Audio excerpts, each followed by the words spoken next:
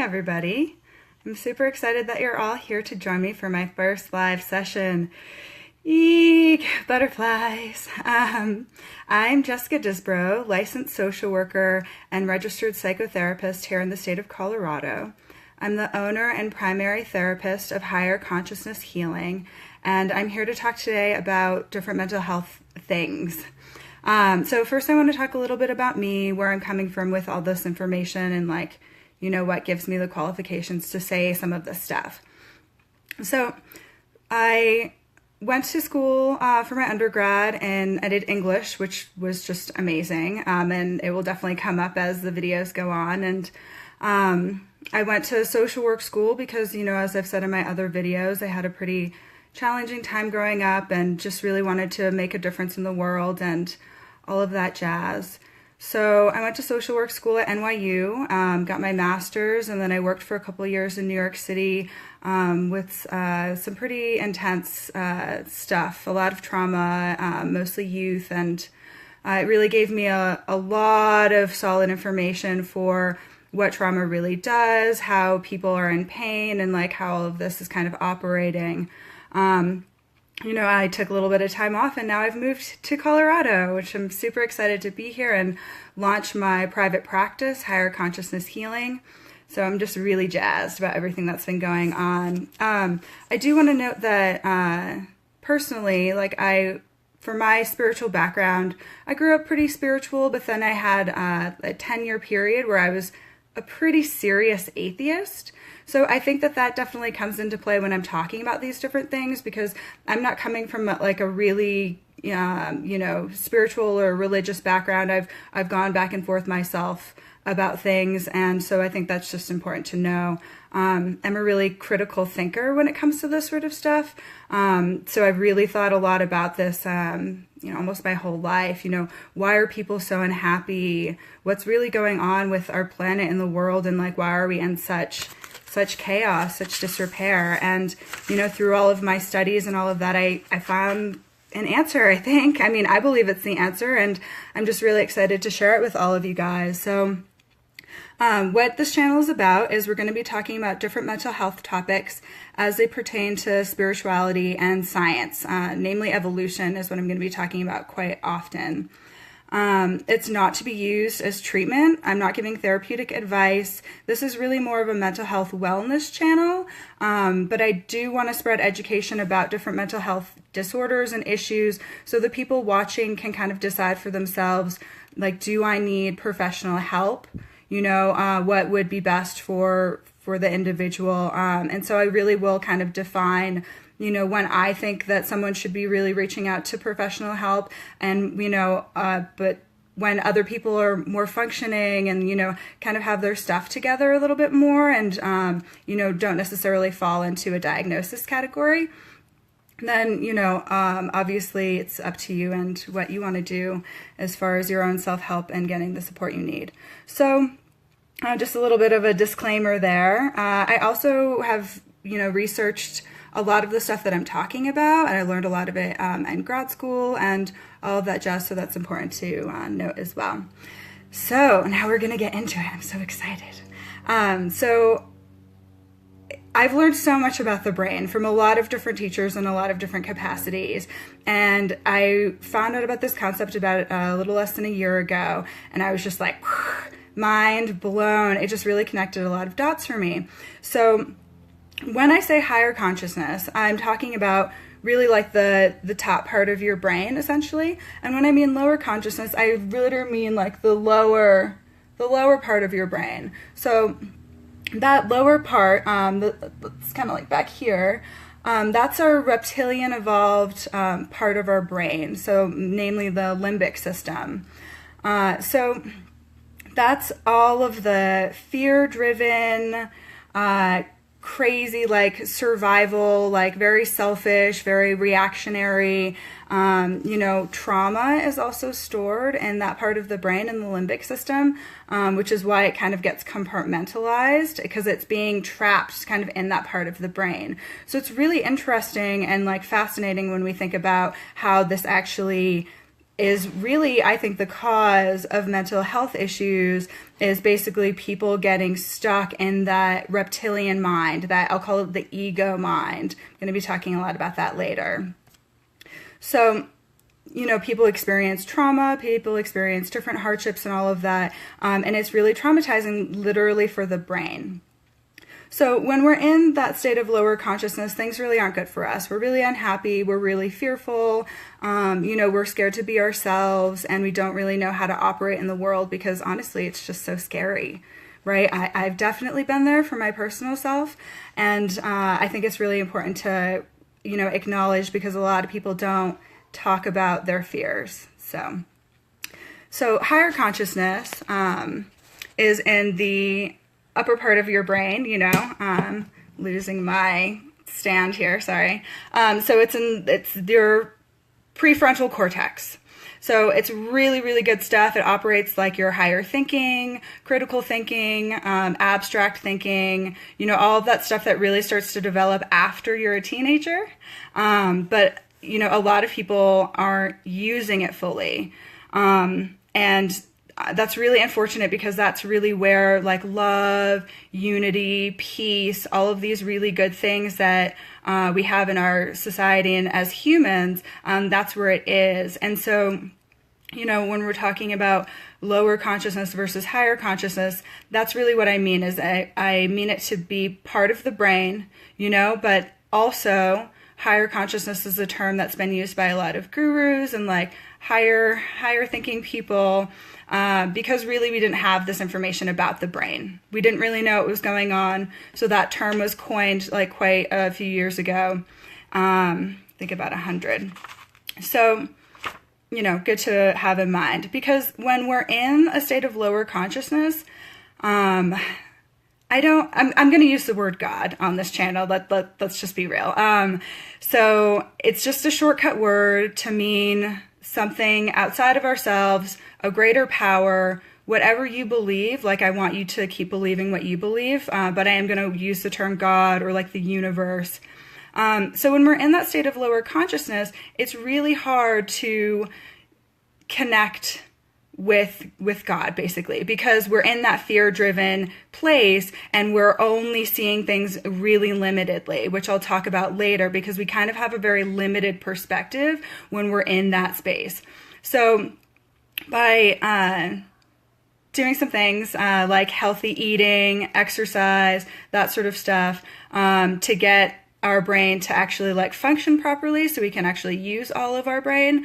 When that's happening and we're in a state of higher consciousness for a while, and I do think it's possible to be in a state of higher consciousness pretty much the whole time. I mean, you might kind of dip in and out, but that's normal human life. So, but getting us into that state of higher consciousness, you'll start to realize all of the beauty and amazing things that are actually around us. But when we're in that state of lower consciousness, we can't see it. Like we literally, like our brain prevents us from seeing these beautiful gifts that are all around us and all of the love that the universe and God is giving to each one of us every day and every moment. So, that's why I think this information is really important. And that's why it kind of ties to, our evolution, our spirituality, and like what we're all doing here. Because you see in the world, like we're in a really bad state right now. We're practically approaching World War III, which is really scary. And, it's really because so many people around the world are living in a state of lower consciousness, and a state where they can't access those higher parts of their brain, the higher spiritual stuff that we're all supposed to be connecting with here, or at least I think so. And it makes it very difficult. So what can we do to operate in higher consciousness? So that's kind of a lot of what my channel is going to be talking about, but just really briefly, I mentioned diet is like the most important thing. Like when you think about evolution and what we evolved eating, like we evolved as hunter-gatherers, we evolved eating meat and fish and, fruits and vegetables and nuts and berries and all of that stuff, like the paleo diet, and when our body is actually getting those things that we were evolved to have, especially things like healthy fats, our brain kind of wakes up and we start to function a lot better. It's amazing, the difference. And I'm definitely going to talk about that more in another episode, but it's just, wow. The link to our gut health and our mental health is like huge, and people are just starting to research that, just starting to realize that. And it's great. I'm really excited to share more information about that as well. Exercise is really important. And then just general self-care. Like, so many of us just, don't care a lot about ourselves, to a lot of degrees, and we tend to put other people first. We're always concerned about other people's needs and what they're doing and all of that, and we kind of forget to take care of our own needs. And that, I'm just going to stress it, is like the most important thing you can do for yourself and for the people around you. It's like when you're in a plane and you pull the air mask over your face first before you help anybody else. It's like that. Because if we can't help ourselves, we're not going to be any good to anybody else. And also, I want this channel to really encourage people to take action for their own health and wellness the way that they feel is best. Again, this is not an advice channel. This is just trying to spread information and that kind of thing, so people can kind of like put the pieces together and connect the dots. So I really do think that people living in lower consciousness is a big part of the reason why we have all of the crazy stuff we have going on. And I really, we hold these grudges and we hold this historical view of kind of what's happened in our humanity. And it's really limited. Like, it's really just like, how do we even know, everything that could have possibly happened? We just don't. We have little pieces of information, but that's it. And I really do think that we kind of need to, as a society, as a whole earth, really, kind of come together and forgive each other, like forgive ourselves, because we're not doing anybody any service. So how do we change, right? Because even just getting a healthy diet, like, some people can't afford that. Lots of people go on diets and have a really hard time committing, have a really hard time changing, have a really hard time with their own willpower and all of that. I don't know what happened there, a little technical difficulty for whatever reason. It just, it dropped. So I was actually almost done, but now we've lost our viewers, so I'm just going to give a few minutes so people can kind of find me again. And first time doing the Facebook Live, really, so things are going to have a little bit of bugs. I'm not really sure why it just dropped there. We have a few more viewers back, so I'm going to continue. So I was just talking about the state of the world and all of its problems, and that it really comes down to the individual. It really, really does. And if you want to see a change in the world, you have to make the change yourself. So you have to live what you preach and really, embody that. So how do we change, right? Because change is really hard for people, and I'll get into why that is from the brain perspective later, but it's really difficult. Lots of people go on diets. Lots of people just find it really hard to even remember to do the things they're supposed to do. So really what it comes down to is the first step is building awareness. Because if we're not aware of what we're doing and we're not aware of how we're being and acting in the world, then we can't really change our behaviors and we can't fix ourselves, for lack of a better word. So how do we become aware? We have to learn how to be present. So being present means most of us are in, people have coined this, the monkey mind, right? That monkey mind is actually the reptilian mind. Yeah. It's actually evolved even further back, and we should be using our monkey mind because that would actually be better. So, stuck in the reptilian mind. I totally lost what I was saying. So by being present, we become aware of the things around us, and we stop focusing so much about what's going on inside our brain, inside of our reptilian mind or monkey mind, whatever. Because that's going loves to think about the future. It loves to think about the past. It loves to try and problem solve. Ooh, I got this problem. Let me try and figure it out for hours and obsess over it. All that stuff is actually really not serving us at all. And it's causing a lot of damage to ourselves, our relationships when we're in that reptilian mind.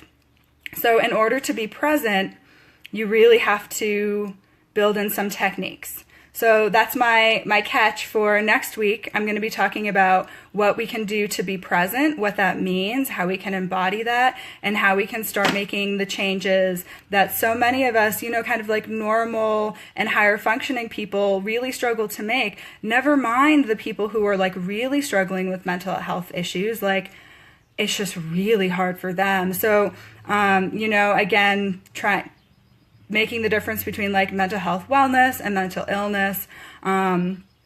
So I hope you can stay tuned for our next live show next week. Hopefully we won't have the call drop or anything like that. And again, thank you all for viewing. I'm just going to take a few minutes to do questions and answers. I meant to bring that up at the beginning, but I forgot. So if anybody has any questions, I do have the phone in my hand, so like I can see any comments or anything that you put into the box. So I'm just going to give it a minute and see if anybody has a question.